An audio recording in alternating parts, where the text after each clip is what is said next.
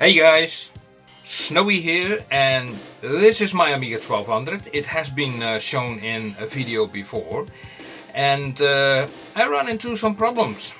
I run into the problem with actually this little device over here.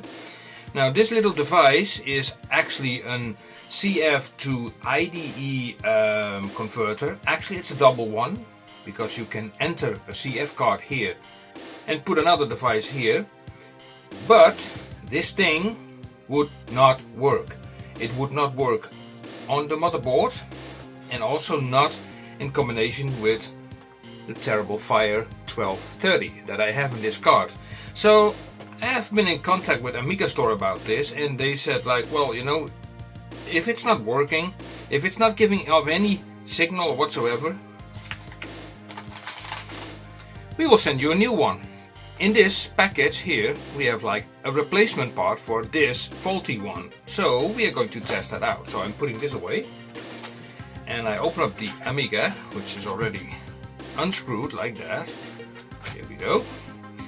And now it's a matter of just replacing it, and here comes again the difficult task, because the keyboard, now there's nothing wrong with the keyboard, but the way how the keyboard mounts is a little bit jerky at times, you know. I mean, it's easy to get it out. I mean, you just click this up. Normal wise, you click it up like that, like that, like that. Here we go. And then this comes on. Oh, somehow sometimes it sticks a little bit. So this edge here is a little bit, I don't know. It is something to worry about, but so far, as long as I get it back in, everything is fine. So here we see the terrible Fire 1230. This is the Amiga OS 3.2.3 that I got also from Amigastore. This actually is the old one. Look, because this one was not working. Yeah.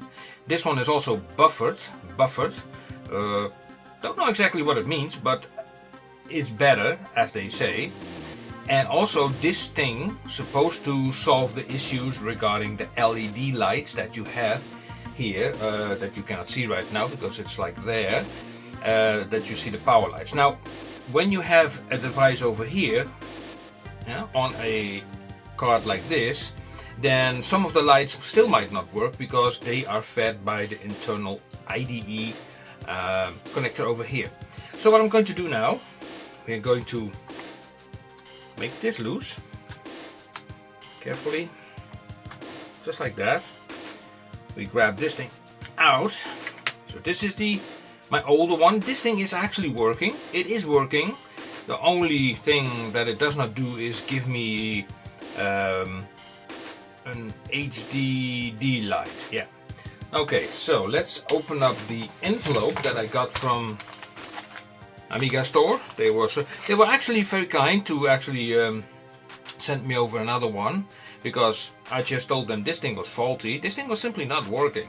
Period. It was not working. I mean, if it was working, then I would not even go through it. So I will get this thing out, and this one has been tested by Amigastore. I have asked them like, please test it on a terrible Fire 1230 with an Amiga 1200. With 64 megabytes of RAM, and yeah, and also this OS with this kickstart version. So let me open up this thing. Let's see what we have. Oh, over here, and let's see and hope that this will work. Now from the looks of it, I don't know if you guys can see it, but it's the same device. So to prevent messing these two up, I mean, they are, well, this one has a sticker. Now this is kind of interesting. This is a faulty one, and it says like Amigastore.eu quality control, and this one has been tested and does not have a sticker, so it's actually the other way around. So Amigastore, if you are watching this, okay, next time if you send an item that has been really tested, then put also a sticker on it. It's just a little thing. I put this one away, so no confusion there. I put it all the way there, and let's get this thing out, and let's hope for the best, you know. That's the only thing we can do. And I know I could open it, you know, normally, but I'm lazy, rather using a scissor. I'm getting this one. Here we go. Now we grab our 32 gigabyte CF card. I mean, a lot of stuff can go on there. I already have a lot of stuff on there. Click it into place like that, and this thing will go on here. Now this ROM, by the way, this is actually a ROM that has been adjusted for booting from the Terrible Fire 1230. So if you have like a standard ROM 3.2.3, you cannot boot from this unless you use some kind of software option, and I don't have it. I only have the ROMs, and I know it boots, so I will put this back on here. Okay, so with that being done, now comes the more difficult task. Is putting the keyboard back. Now putting the keyboard back is not that difficult, but to get this thing back in. Now what's so difficult about this is that this slider over here is very jinky. It slides immediately down. So the key is to keep this thing up, then slide this thing in, and then press it. So for that I'm using actually a little screwdriver like this, to keep this thing up, which is sometimes a little bit finagling, but especially when that keyboard is also in the way. But I try to keep it up like this, and I don't know if you even can see it. You see, I hold it up, and then I slide it in and hope for the best, because this has to really slide in here. Stay up, and push it. Yeah. I think it's in there, so now I can remove the screwdriver and then push the plastic lid down. So if I'm not mistaken, if I'm looking at this, I don't think it's in there properly, because you can see the angle of how this green ribbon is making. It's supposed to be straight and it is not, so I have to redo this. How much I hate it. Sorry guys. Disconnect the system. You see, there's like this little point over here. It starts to damage somehow, and I'm really worried about this. So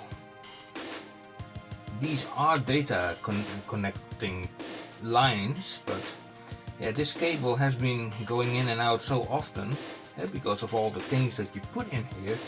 It's that somehow, yeah. I could solve it, of course, by buying a new type of keyboard, but yeah. So let me try this again, but then put it more in the middle and try to get the right section in first.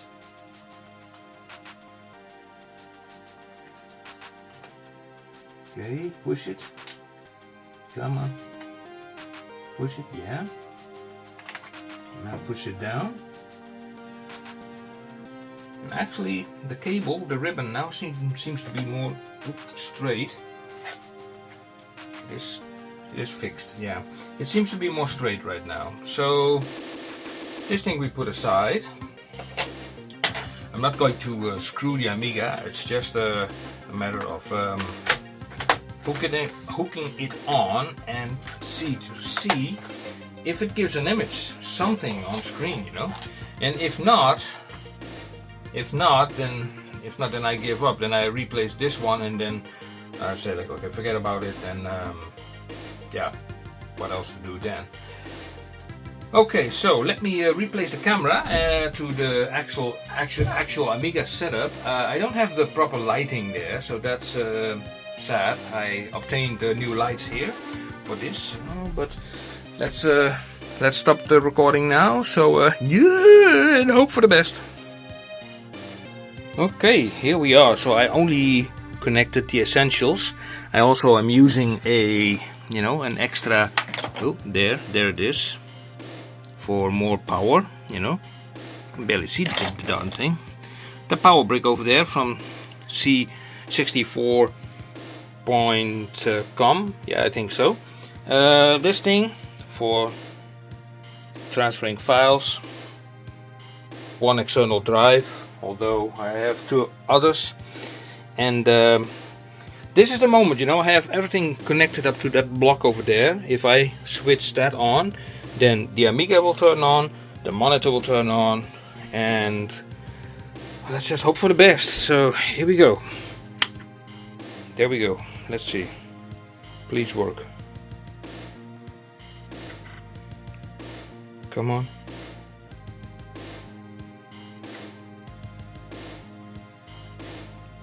Nice. It works. Hey. Whoa.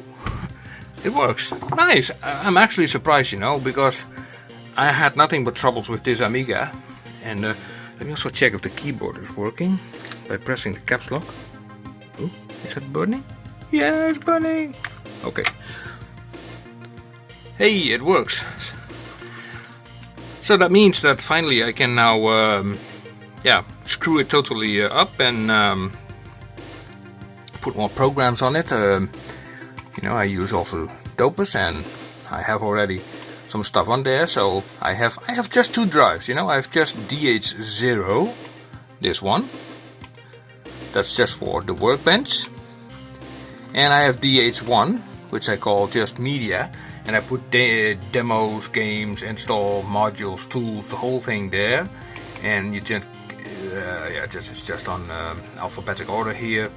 Parent and games. So I have a few games that I like that I put over there. Of course, you can also access those things, quit this, by just going to the actual media I have over here. That's the drive itself.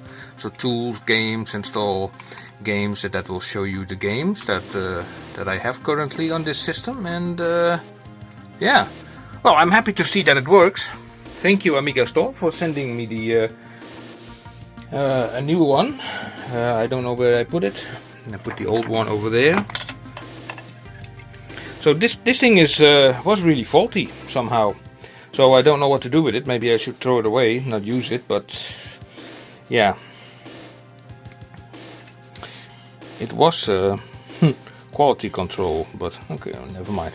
Anyway, I'd like to thank Amigastore for sending me a new one.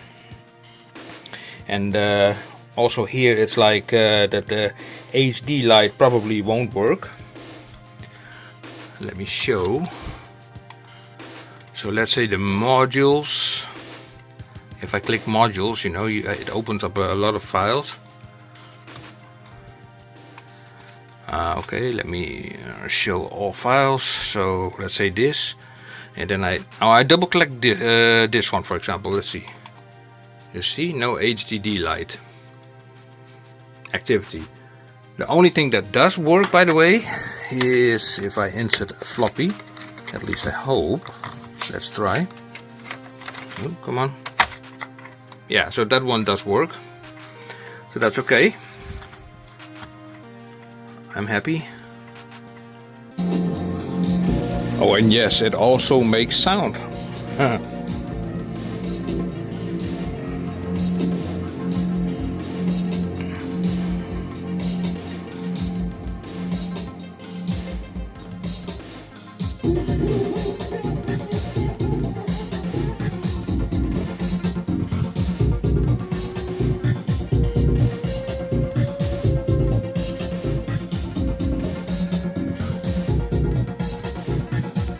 Once also the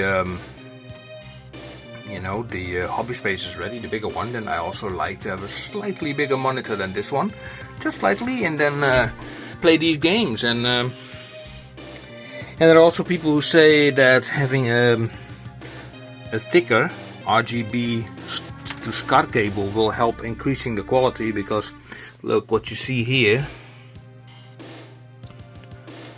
Let's see, Dopus. DH0. You can just see a little bit of, you see that little bit of, it's hard to explain what I'm seeing, but it's like a little bit of, you see the pixels going on and off, as if the signal is not 100% perfect. But Anyway, the thing is working and I'm very happy with it. So guys and girls, thank you for watching. And if you have any ideas, then let me know. See you. Bye bye.